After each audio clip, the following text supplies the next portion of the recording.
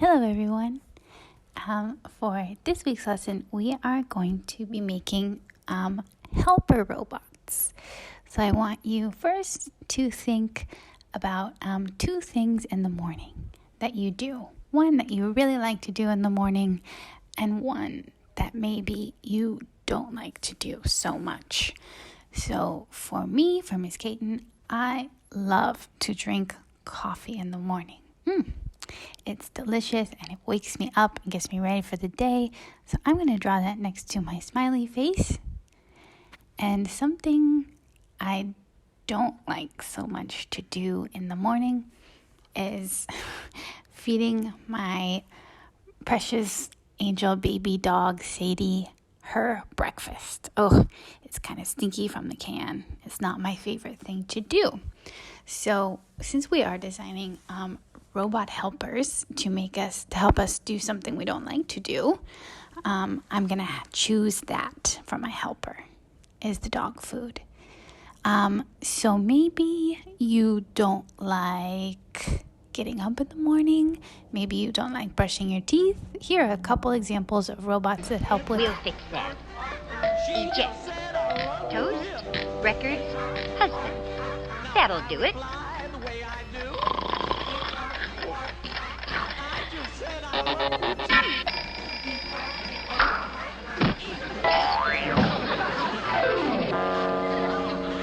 I hate that thing! Brush my teeth.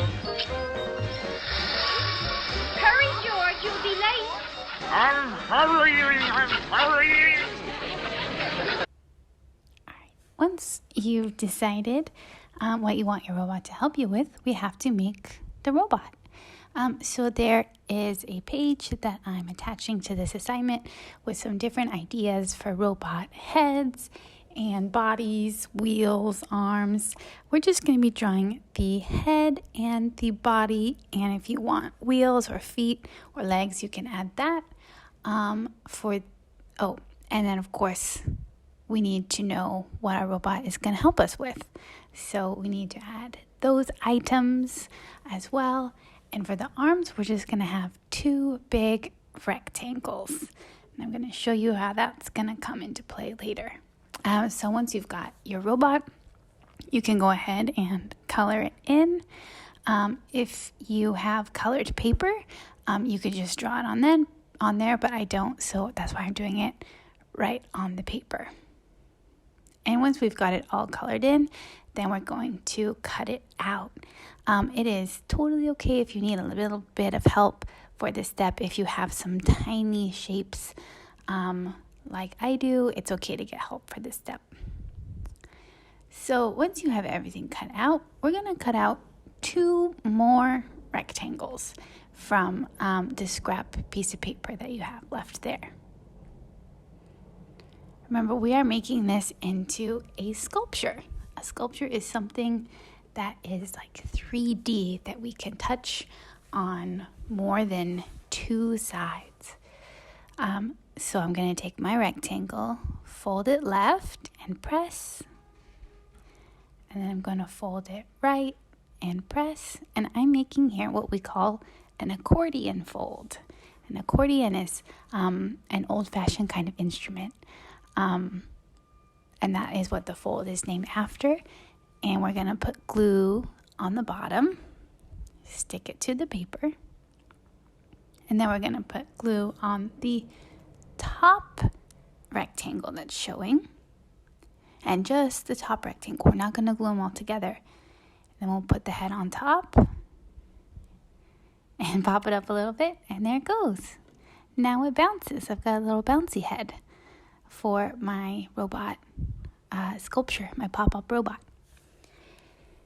Now that I've got that, I'm going to do the same thing. Left, press, right, press, left, press. If you need a little bit of help with this, that's okay too.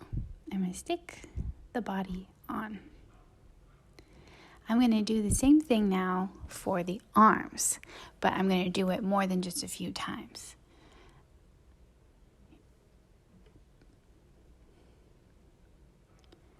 So it's the same thing. We just want it to be kind of folded in the same place each time. So when we're all done, we end up with what looks like a flat rectangle. But if we open it up, you get this big scrunchy zigzag line. And those are going to be the robot's arms. I did want to show you one other way. If you wanted like twirly whirly spring type arms, you can take your piece of paper and you can twist it. This one is a little bit difficult because if we're a little bit too strong, sometimes we can rip this right in half. So sometimes it's easier to go with the fold part or the accordion fold. But this is a twisty way that we can get kind of like spring arms.